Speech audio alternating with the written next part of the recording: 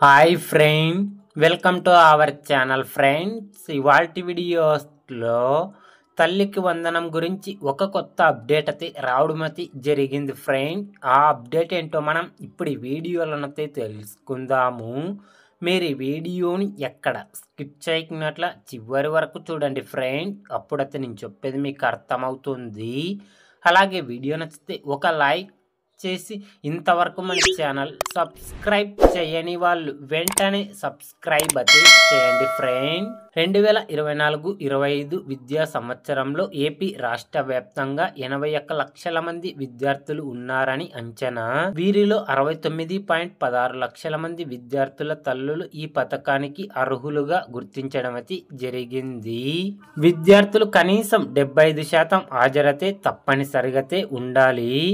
అలాగే ఆదాయ పన్ను చెల్లించే కుటుంబాలు ఈ పథకానికి అర్హులు కారు ఫ్రెండ్స్. అలాగే తెల్ల రేషన్ కార్డు లేని వారు కూడా ఈ పథకానికి అర్హులు కారు.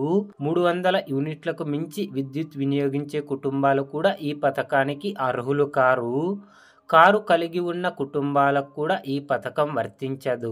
అర్బన్ ప్రాంతాల్లో 1000 చదరపు అడుగులకు మించి ఉన్న వారికి కూడా ఈ పథకం వర్తించదు. మాగాణి భూమి 3 ఎకరాలు, మెట్ట భూమి 7 ఎకరాల లోపు ఉండాలి. అప్పుడైతే తల్లికి వందనం పథకానికి అర్హులు కావడం అయితే జరుగుతుంది ఫ్రెండ్. తల్లికి వందనం పథకానికి అర్హత పొందిన ప్రతి ఒక్కరికి మే నెలలో ఒక్కో విద్యార్థికి 15,000 రూపాయల చొప్పున ఒక ఇంట్లో ఎంతమంది పిల్లలు ఉంటే అంతమందికి డబ్బులు జమ చేయడం అయితే జరుగుతుంది ఫ్రెండ్.